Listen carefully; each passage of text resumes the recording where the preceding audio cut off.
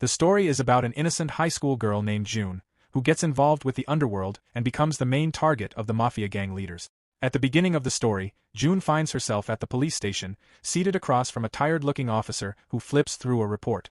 She had been arrested for assaulting a man who had entered the women's bathroom. Though she had acted on instinct, defending herself and the other women present, the police were still obligated to investigate.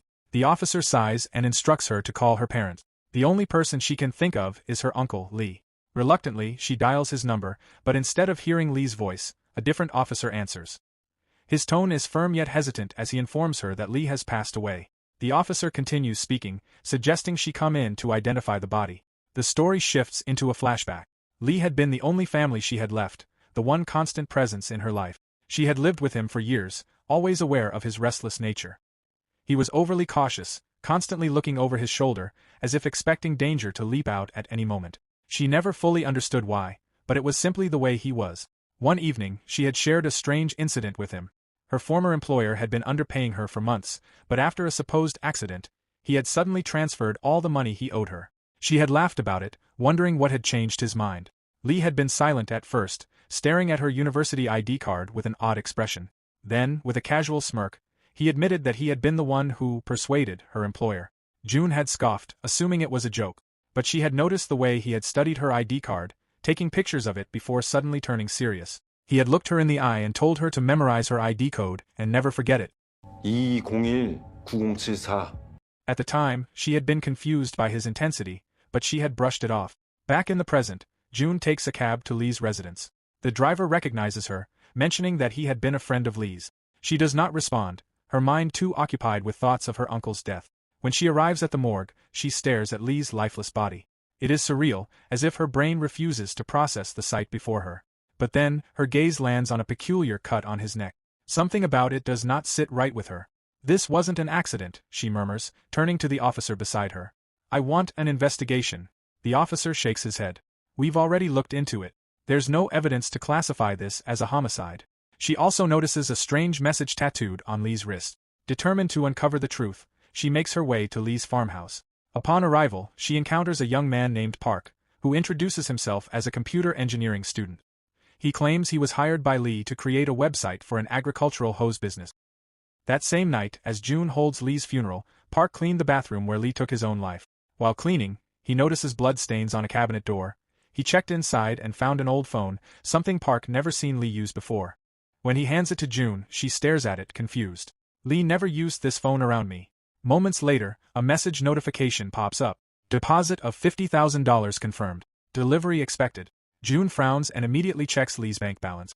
Her confusion deepens when she sees that his account contains a staggering $15 million. How did Lee make this much money selling hoses? Park murmurs, his fingers flying across the keyboard as he examines the website. After some digging, they find a hidden link embedded within the site. Clicking on it, they uncover a dark web marketplace with a weird name. June's breath catches. She recognizes the name from a tattoo on her uncle's arm. Realization dawns. Lee had been selling more than just hoses. He had been illegally dealing weapons. Before they can process the discovery, another message arrives on the computer screen. "Delivery expected. No delays." Hesitantly, June types a response. "Shop is closed. Money will be returned." They immediately get a reply, warning them that refusal is not an option. "If you fail to fulfill their order, you die." Just then, the doorbell rings. Park and June freeze. A woman stands outside, claiming to be Lee's Chinese tutor. At the same time, multiple drones begin approaching the farmhouse. The story shifts into another flashback. After her parents' death, June had been left in her uncle's care. Lee had been strict yet protective. One morning, before heading out for an errand, he had instructed her to stay inside, no matter what. Later that day, there was a knock at the door. Instead of opening it, young June had challenged the visitor to solve a riddle. The man on the other side had not answered. Instead, the door handle had twisted violently, and the lock had begun to break. Panic had surged through her, but before the intruder could enter, another figure had emerged from the darkness and dragged him away. Minutes later, the stranger had stepped inside, blood on his hands. He had introduced himself as a friend of Lee's and had given her only one instruction: "Stay in your room." As June hears strange noises, she cautiously opens the door and sees a man attacking her uncle's friend. Before she can react, both men enter the room, searching for her. Though she is nowhere to be found, one of them notices something amiss near the window. When he checks, he discovers June hanging from the iron bar outside. He warns her to climb back up before she hurts herself, but realizing they are far more dangerous, she looks down, loosens her grip, and drops onto the sofa below. Without hesitation, she runs away. The men chase after her, but before they can reach her, she is hit by an ambulance and rushed to the hospital. Later, one of the men arrives at the hospital, searching for June. He enters her room, only to find the bed empty. Meanwhile, June is running for her life. She stumbles into the morgue, hoping to hide. The man follows her inside and begins checking the mortuary fridges, searching for her. Just then, his companion appears behind him, only to be held at gunpoint. A fight breaks out between them while June, terrified by the sounds, remains hidden. Suddenly Lee appears. He grabs June and takes her to his farmhouse. June slowly realizes her life is in grave danger. When a mysterious woman arrives at the farmhouse claiming to be Lee's Chinese tutor, June refuses to let her in. Determined to find answers, June and Park begin investigating the website more thoroughly. Park discovers a unique code system used by sellers on the site. Code Red, used by killers looking to buy weapons, poison, and explosives. Code Purple, used by spies trading information, devices, and intelligence. Code Yellow, assigned to clean up crews responsible for disposing of dead bodies. Code Green, the highest level. Those with this code are protected by all other members. Only 2 people have it, Lee and June. Before they can process this revelation, a sudden explosion shakes the house. They rush outside to find part of the wall collapse. A drone, armed with a machine gun, hovers nearby and immediately opens fire on them. They try to escape through the back door, only to find another drone waiting. Luckily, the entire house is bulletproof. However, while the walls remain impenetrable, the drones attach sticky bombs to the windows. Within seconds, the explosion shatters the bulletproof glass. June and Park dash into separate rooms for cover. One drone locks onto Park and blasts the door open. Just as it prepares to fire, June arrives in time to take it down. Thinking they have a chance, they step out to face the remaining drones, but their efforts fail. The drones unleash a relentless barrage of bullets at them. Outside, Hannah, who has been observing the drones, takes out an EMP gun. Before she can act, the drones launch an explosive at June and Park, sending them flying. As the drone advances on them, Hannah fires an electromagnetic wave at the house, disabling all the drones. As Park attempts to flee, Hannah grabs him, scans his wrist, and demands his identity. He insists he is a close friend of June, but without hesitation, she injects him with something, causing him to fall asleep. June, furious, steps forward, aiming her slingshot at Hannah, who laughs at the sight. But when June shoots, Hannah's amusement vanishes. Enraged, she swiftly overpowers June and scans her wrist. A green signal flashes. Seeing this, Hannah softens. She tells June to calm down, explaining that she is a friend of Lee. Before June can respond, a bullet zips past them. Hannah shoves June aside and takes cover behind a wall. Hannah reveals that she came to protect June because she is a Green Code member. She also informs her that a tracking device is implanted in her wrist for her safety. However, more assassins have arrived at the bridge, ready to eliminate Lee's niece. Realizing the threat, Hannah throws a smoke grenade to obscure the sniper's vision. Wu orders his subordinate to clear the smoke and sends a drone into the house. Inside, Hannah appears, taking down the drone with precise shot. When Wu catches a glimpse of her, recognition flashes across his face. He knows exactly who Hannah is. Without hesitation, he fires at her. Hannah notices the bullet just in time, dodging most of the impact but getting grazed on her arm. Realizing Hannah is in the house, Kim decides to move closer to the bridge, determined to finish the job. June is paralyzed with fear, shaken by the near-death experience. Her eyes dart between the gun on the floor and the Hannah sitting across from her. Meanwhile, Park also wakes up. June wants to grab the gun, but she knows the sniper is carefully observing their every move, waiting for the slightest opening to take a shot. Her breath comes in short bursts as she assesses the situation. Suddenly, a memory resurfaces. Her Uncle Lee teaching her self-defense tactics during an action movie marathon. His words echo in her mind, a lesson long forgotten but suddenly invaluable. Always look for the blind spots. A sniper isn't invincible. They have weaknesses too. With renewed focus, she picks up a broken shard of glass and a discarded broom, using them as tools to identify the sniper's line of sight.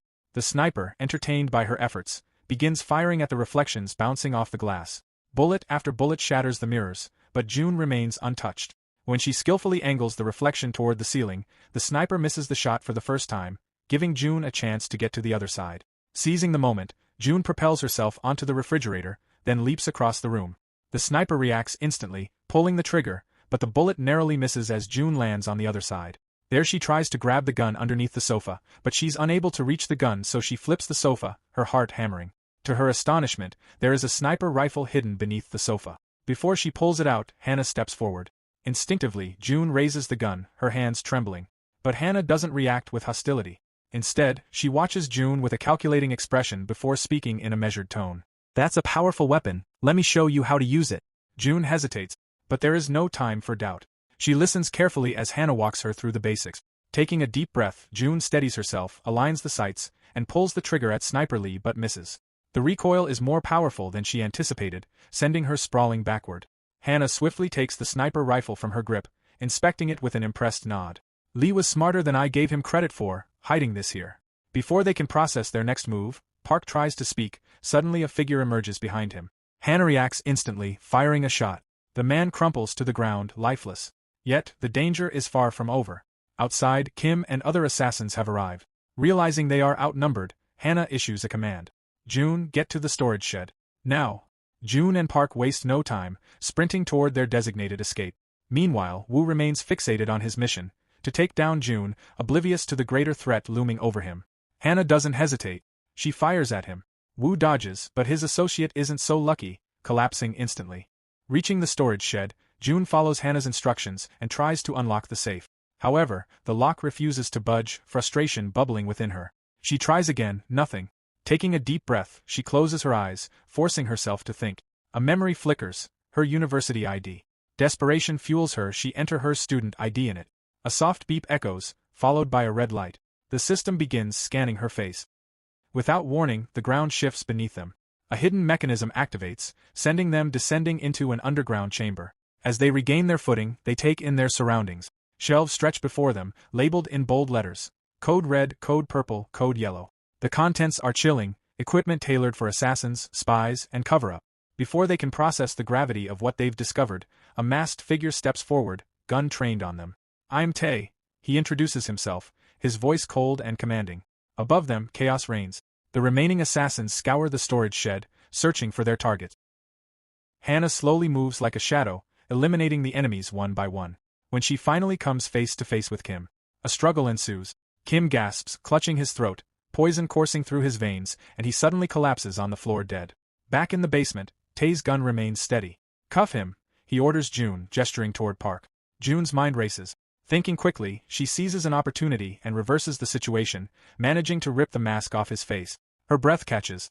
His face reminds her of her old friend.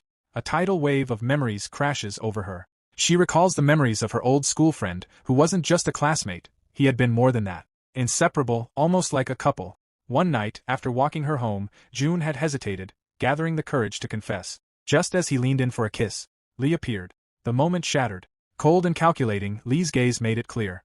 He disapproved. He had always been wary of this boy, having already caught him engaging in reckless activities. Riding without a helmet, modifying his bike, and driving without a license. Panic-stricken, the boy was taken away by Mean, Lee's friend. The next day, while June worked at a cafe, she saw the boy walk in with his friends. Their eyes met, but instead of greeting her, he turned and left. Her heart sank. Frustrated, she confronted Lee. "Why do you keep interfering in my life? You've driven away every friend I ever had." Lee remained firm. "I'm only doing my duty as your guardian." June was exhausted. "Once I save enough money, I'm moving out." Lee agreed, but on one condition: that if she can manage to land a single hit on him. Determined, she threw a few punches after punches. He dodged them all effortlessly, proving how weak she really is to be on her own. Later, while helping in the storage shed, she saw her chance. Blocking his path with a forklift, she attacked again. He still evaded her with ease. Refusing to give up, she turned to Mean. "Teach me Muay Thai." They struck a deal, $40 a month. Training was grueling. Months passed, she trained every single day, even at her part-time job, but she still couldn't land a single hit on Lee. One night, while walking home with groceries, she spotted a schoolmate in trouble. As she goes to help her, the girl runs away, leaving June alone to face a gang of men. The men turned on June instead. Fear gripped her, but she steadied herself, taking a defensive stance. One of them sneered and threw a punch. She dodged and countered, knocking him off balance. The second attacker fell just as quickly. But then, the third pulled out a knife. Before he could strike, Lee appeared. She should have known. He had been tracking June all along.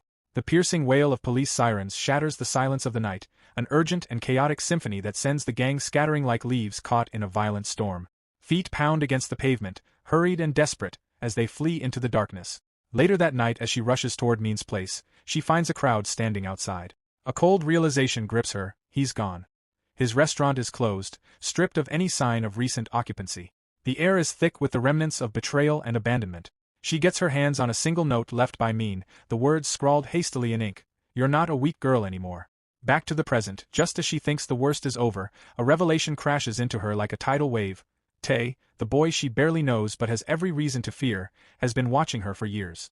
Not just casual surveillance. No, this was something much more sinister, something far more invasive. CCTV cameras installed in her school, her bedroom, even the bathroom. A grotesque violation of privacy. Rage flares within her, an uncontrollable storm building inside her chest. Her hands tremble as she raises the gun, her knuckles white as she aims it directly at Taye. The room is thick with tension. Suddenly, the overhead lights burst to life, flooding the dim space with an unforgiving brightness. Taye recoils instantly, hissing in agony, his body twisting as if the light itself burns him. Then he pleads, "Turn it off. I can't stand it." June barely registers his distress. Her mind is consumed by one question, sharp as a blade. Why? Her voice is steady, demanding. "Why were you watching me?" Before Taye can answer, Park steps forward and stuffs a piece of cloth into Taye's mouth, so he doesn't reveal anything. Although June finds it quite confusing, she is unable to stop him. Park then abruptly leaves the place. As June tries to understand what just happened, she notices that Taye has freed himself. Oddly, he points towards Park and warns her. Don't trust Park. Right after this, he turns around and runs away. Both June and Park chase after him, but Taye is too familiar with the storage room and vanishes into thin air before they can catch up to him. Meanwhile, Park cleverly grabs a gun and begins searching for the two of them with a hidden agenda. June tries to locate Taye, unaware of the danger lurking nearby. Suddenly, Taye attacks her, but she manages to push him back with a kick. He then crawls underneath the storage shelf. She chases after him, not realizing she is walking straight into his trap. The moment she steps forward, he opens a secret door, trapping her inside. Afterward, he shuts off the lights to blind Park, making it difficult for him to navigate. June starts to panic but forces herself to remain calm. Her gaze shifts to the CCTV monitors flickering dimly in the room. Her breath catches as she watches the unfolding struggle. Taye effortlessly catches Park and gains control of the security system. His voice crackles through the intercom. "Open the drawer on your right," he commands June, his tone urgent yet measured. Without hesitation, June obeys. Her fingers find the handle, and as she pulls it open, a thick file meets her gaze. The contents are unsettling. Her hands tremble as she flips through the pages. There, she learns the shocking truth. She is the rightful heir to the company. The realization strikes like thunder in her mind. If she agrees to the terms outlined in the document, she will inherit everything. But that's not all. Taye, the very man who locked her away, will be bound to serve her for life. Without hesitation, she writes the words that will change everything. "I accept." The moment she accepts all the terms and conditions, an invisible but absolute shift occurs. "Free me," she orders, her command firm and unwavering. The door quickly opens, and within seconds, she is out of the basement. She wastes no time, grabs the gun from him, leveling the barrel at Taye. "Now, release Park." Taye meets her gaze without flinching. There is no fear in his expression, only an unsettling calm. "Anything but that," he replies, his voice a low, measured threat. "Park is the reason Lee is dead." The words hit her like a hammer, but she refuses to falter. Instead, she releases Park. The moment the restraints fall away, he lunges at Taye with unrestrained fury. "Stop." June's voice slices through the air, her gun now trained on Park. "I need to know the truth. Let him speak." Breathless from the struggle, Taye looks at her, then quickly takes the chance to restrain Park again before he can act further. Though Park tries to play innocent, June begins to have second thoughts about trusting him. Taye turns to her. "There's a video on the computer," he says. "Folder 0404. Watch it." She approaches the computer, fingers hovering over the keyboard, hesitating for a brief moment. But before she can open the folder, Park interrupts, trying to prevent her from uncovering the truth. "Don't," he says, his voice almost pleading. "It could be a trap, something that could cost us our lives." Taye snaps back. "Ignore him. Play the video." June stands at a crossroads, torn between the two men. Her heart pounds, uncertainty clouding her mind. Then, movement at the door catches her eye. It's Hannah, injured and exhausted. June tightens her grip on the gun and swings it back toward Taye. "Get medicine and weapons to the woman upstairs," she orders. To her surprise, Taye obeys without hesitation. He gathers the supplies, and just before stepping out, he turns back and hands over something in her care, a pair of sleek, tinted goggles. "Whatever happens, don't leave the basement," he says, his voice heavy with urgency she doesn't fully understand. When Taye meets Hannah, she breathes a sigh of relief. It's him. Meanwhile, Park smiles, believing she has chosen to trust him over Taye. "I'm glad you chose me over him," he murmurs. Before she can respond, he pulls her into a tight embrace. Suddenly, she feels the sharp sting of a needle piercing her skin. Her vision blurs. Park calmly sits in a chair, watching her as the drug takes effect. Through the tinted goggles, she stares at him in confusion. "Who are you?" she manages to whisper. He smiles again. Flashback. A younger Park, still a student, chats with a friend about a dark web marketplace with a weird name. "I hacked into it," he says. "They're selling illegal firearms." His friends scoff. "You actually believe that stuff exists?" Later, as they head home, they notice a man smoking outside their building. Inside, 2 intruders are already waiting for them. The men force them to hack the website again, this time to track its physical location. Park succeeds. His friend fails. That failure costs his friend his life. From that moment on, Park has no choice but to work for them. His first mission, spy on Lee. He introduces himself as June's new classmate and volunteers to work at Lee's company, hiding his real motives. Slowly, he begins searching the premises, hoping to find the secret arms factory. One day, unaware of Park's true intentions, Lee asks him to fix his computer, trusting his background in computer engineering. Lee leaves him alone with the system. Seizing the opportunity, Park installs a hacking malware. But he doesn't realize Taye is watching everything, through hidden CCTV cameras installed throughout the house. Later, in his apartment, Park finally hacks into the website. At the same time, Lee unknowingly uses the compromised system. The mission is a success. Then, one of the twins bursts into Park's apartment, weapon in hand, ready to eliminate him. But Park doesn't beg. "You need me," he says. "You can't access the site without me." A pause. "Let me join you," Park offers. "I can help you get rid of Lee." Back to the present. Park opens the folder. The screen flickers to life. The footage is raw and unedited. Lee stands over a bound Park. His expression is cold.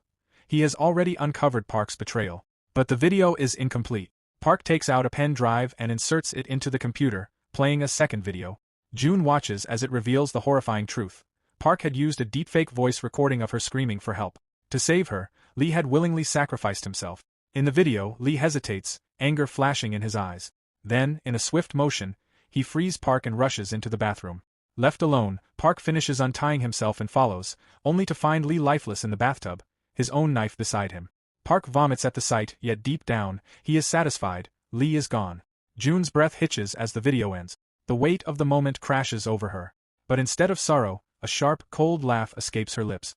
There was no heroism in what Lee had done, only blind sacrifice. He had played right into their hands, and Park had still betrayed him. Her voice slices the silence as she curses him. Park's expression darkens. He finds her increasingly irritating. His patience snaps. He raises his gun. But she fights back. The struggle erupts, fists clash, bodies slam into furniture. June grabs a chair, using it to block his blows and shove him backward. She rolls away and scrambles for a gun, but Park fires. Bullets fly and she darts out of the room. She calms her breath, her uncle's advice echoing in her mind. Her eyes scan the basement. Rope, a bottle of liquid. A plan begins to form. As Park searches for her, unaware of her next move, he steps into a trap. In a swift motion, June binds him upside down. Then, with a fierce punch and a powerful kick, she vents her fury. Meanwhile, upstairs, Hannah tends to her wounds. She watches as Taye retrieves a hammer and strikes the wall with force. Dust and debris scatter, revealing hidden compartments, Lee's secret stash of weapons. Outside, the killers prepare their next move. A robotic dog, sleek and deadly, is released from the bridge. It lands with mechanical precision and sprints toward the house at inhuman speed. Inside, Taye scrambles to activate the bulletproof shutters. But the sniper, Wu, notices and alerts Kim's team. They rush forward before the lockdown can complete. The robotic dog slips inside. Its glowing red eyes scan the room and lock onto Hannah. She fires, shotgun blast to metal, but it barely flinches. As the other soldiers attack, Taye initiates the final lockdown sequence. The robotic dog tries to get inside the second barrier, but Hannah stops it. Yet the dog manages to jam the shutters just in time, allowing the killers to force their way in. Meanwhile, June is exhausted, unable to think clearly about her next move. Her eyes land on the handover guide. She reads it thoroughly. Lee had left her with 2 choices. Escape with a new ID and enough money to vanish into an untraceable life, or stay and fight for those who had risked everything for her. The weight of the decision presses down on her. The robotic dog begins drilling into the bulletproof shutter, then releases a toxic gas into the locked room. The air thickens, but Hannah and Taye are ready. Without hesitation, Hannah shouts for Taye to open the door. The moment the lock disengages, she throws a flash grenade to blind the enemies and springs into action, lunging forward with skillful precision and unleashing a storm of bullets. The gangsters return fire violently, but she's too fast, dodging every bullet before ducking behind a bulletproof sofa. There, she reloads swiftly, her fingers steady despite the chaos, and launches another relentless assault. Amidst the deafening gunfire and the acrid scent of burning metal, just before she can finish them all, June's voice cuts through the noise like a blade. Hannah turns instinctively, Taye steps in with chilling precision and shoots the enemy. Hannah re-enters the room, pressing a hand to her side to slow the bleeding. One of the assassins, enraged by the death of his comrades, locks eyes on Hannah with murderous intent. Before he can shoot, June hurls 2 grenades with perfect accuracy. The explosion shakes the foundation of the building, yet the man survives. Just as they catch their breath, the gangster bursts in. A loud gunshot echoes, sharp and final. Hannah gasps as the bullet hits her, and she collapses to the floor. June doesn't even have time to react before rough hands grab her and drag her outside. He looks down at her with hatred. He wants revenge for what she did to him. Taye tries to save her, but he's too weak to confront the man. June attacks with fury, but the man easily overpowers her and throws her into the bathroom. As he looks at his disfigured face in the mirror, a result of the grenade impact, his rage deepens. He pulls out a sharp knife, ready to ruin June's face in a twisted act of revenge. Then comes a horrible sound. The man freezes, eyes wide in shock, before collapsing forward. Behind him stands another figure, Mean. June pulls him into a tight hug, holding him like she's afraid to let go. But there's no time to relax. He warns her, breathing hard, voice tense. Joe is coming. He's the one who killed your parents. Years earlier, Joe wasn't just a soldier. He was a predator masquerading as a warrior, a man who enjoyed inflicting pain. It didn't matter if his victims were enemies, civilians, or his own teammates. He killed without guilt or reason. From the beginning, he and Lee had never seen eye to eye. Their values were worlds apart. On one mission, the team discovered a locked room filled with captive girls. The soldiers hesitated, unsure of what to do. But Joe didn't. He pulled the pin from a grenade and threw it inside, turning away as terrified screams rang out, until they were silenced by the explosion. Lee arrived seconds later. He froze at the carnage. He had always known Joe was cruel, but this was far worse than he'd imagined. Still, he couldn't stop the mission. The building had to be destroyed. Biting back his rage, he gave the order to plant the bombs. As he placed the last explosive, a faint noise stopped him, the softest shuffle behind a wardrobe. He turned sharply, gun raised, and yanked the doors open. A girl lunged at him, wild with terror, clawing desperately. He subdued her easily, Hannah. She expected death. Instead, Lee removed his waistcoat and draped it over her trembling form. He hushed her, silently promising not to let Joe find her. But Joe was already suspicious. Lee's decision to stay behind had raised alarms. With only 8 minutes left before the explosion, Lee rushed back into the building, trying to lead Hannah to safety. But Joe had anticipated his move. Lee fired at the walls to distract him and fled with Hannah. Joe chased them, blocking their path midway. He shot at Lee, but Lee survived and escaped with Hannah, only to return and face Joe head-on. Face to face, Joe admitted the truth. He wasn't in the military for duty or honor. He was there for the thrill, for the kill. The uniform was his excuse, his mask. Their fight was inevitable.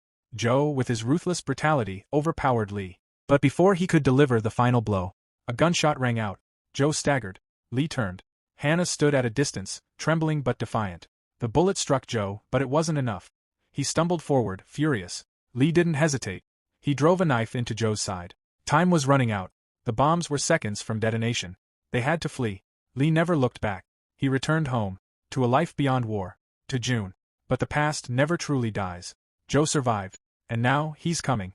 After Lee saved Hannah, he cleverly sent her to an old friend, an arms dealer. The man ran a small but well-connected shop. The shop owner noticed someone outside. Holding his pistol, he stepped out carefully. It was Lee. Hannah's heart jumped as she saw Lee. She ran and hugged him tightly. Since he had left the military, Lee had no purpose anymore, but the arms dealer offered him a job, insisting that Lee join him and help him expand his work. He also mentioned how her female friend Hannah assembled the gun in his absence, suggesting she can also be a part of their company. But they're unaware that Joe is still alive and hadn't forgotten them. He began killing Lee's family, first Lee's mother, then June's father and her mother, and his next target was June. Present, Mean carefully removed the bullets from Hannah's body. The room was dim, shadows flickering on the walls. Hannah stayed silent, enduring the pain with clenched teeth. Meanwhile, Taye searched the tunnels for a way out. His hand brushed against something hidden, something Lee had kept secret all along. Mean insisted they head to the basement before more attackers arrived. But Taye returned with bad news. The tunnel was filled with traps. Lee had designed it so that no one could pass without his knowledge. Then came something worse. The mall system had automatically shut down because June and Taye had left. It would take 24 hours to restart. But strangely, someone had already rebooted it. It was Park. Before they could react, the robotic dog came back online. It let out a piercing sound that shook their skulls. Min grabbed a shotgun, ready to fight. But the dog didn't budge. It kept releasing the deadly sound wave. Taye collapsed, and June rushed forward, dragging him away. Injured but determined, Hannah grabbed a gun to stop the dog. But suddenly, a car crashed into the house. The twins and Sniper Wu had arrived. Their faces were cold, ready to kill. June shoved Taye into the bathroom and ran to grab a weapon. The twins shot Hannah. Min, fueled by rage, leapt into battle. Knives clashed, blood spilled. Meanwhile, Wu searched the halls. June attacked him with a knife, but he was too strong. He threw her aside like a ragdoll. Taye appeared, attacking Wu from behind. He shouted for June to run, and she did. As she fled, she saw Min fighting the twins with deadly skill. Then came the gunfire. Wu shot Taye multiple times. June froze as one of the twins came toward her. Hannah, barely conscious, grabbed the twin's leg to stop him. Min, bleeding and desperate, grabbed a sharp glass photo frame and drove it into the twin's throat. The twin collapsed, lifeless. Min shouted for June to run. Terrified, she obeyed. She sprinted back to the shed, trying to return to the basement mall. But the lift was already at the bottom. Just then, she saw Wu. Panic surged through her. Corpses lay scattered around. She grabbed a gun from the ground. Wu moved forward, spotting Mr. Kim's body. But before he could react, the lights flicked on. June stood there, gun aimed. She asked if he was Joe, the one who killed her parent. Before he could answer, a noise distracted her. In that instant, Wu vanished into the shadows. Elsewhere, Park had climbed to the ground floor. Mad with rage, he screamed and fired wildly with an AK-47. Then, click. Out of bullets, Wu appeared from the darkness. One swing of his axe, and Park fell dead. June didn't wait. She ran into the basement mall. Wu followed, his eyes gleaming as they landed on Lee's secret weapon stash. He smiled. The fight wasn't over. One of the twins, mad with grief, stormed into the tunnel, searching for Min. He didn't see the trap. A bomb exploded. He died instantly. Meanwhile, June wrapped her wounds. Her body ached. Tears fell. But she couldn't stop. The danger was still out there. Then Wu heard something, a machine. A forklift rushed at him. He dodged it, but he had triggered another trap. Boom. The ground shook. Wu staggered. June fired at the chemical, setting Wu on fire. But before he could burn to death, the smoke mechanism activated, extinguishing the flames. As Wu smiled in relief, she fired again. The bullet hit his head. He dropped dead. Back in the basement, Min tried to wake Hannah. She didn't move. Taye, on the other hand, was alive, thanks to his vest. He returned to the basement. June sat in silence. However, no one could rest yet. More killers were coming. Min warned Hannah that they had to move. To drive away the gangsters approaching them, June came up with a plan. She sent Taye upstairs with something in his hand, Wu's severed head. He threw it down. A warning. June then spoke through the speakers, loud and clear. She gave the killers a choice. Leave now or die, just like the ones who came before them. Seeing the severed head of Wu, the infamous sniper, they chose to leave. But the pain wasn't over. Min rushed to Hannah and found her dead, staring at her with despair. June went upstairs and searched for them but found only silence. She looked everywhere. Finally, she dropped to her knees and cried, unable to hold back her sorrow any longer. Then came a noise. A bus was incoming. She rushed toward it. As she pointed her gun at it, the bus stopped. A man stepped out, both hands in the air. He introduced himself, Code Yellow, a member of the company. The cleanup team. They erased every trace of the fight overnight. But then, it wasn't over yet. Another car rolled in through the dust. She stood bravely to face her next challenge. The car stopped in front of her. The door opened and Lee stepped out, alive. This is the end of the story. I hope you enjoyed it.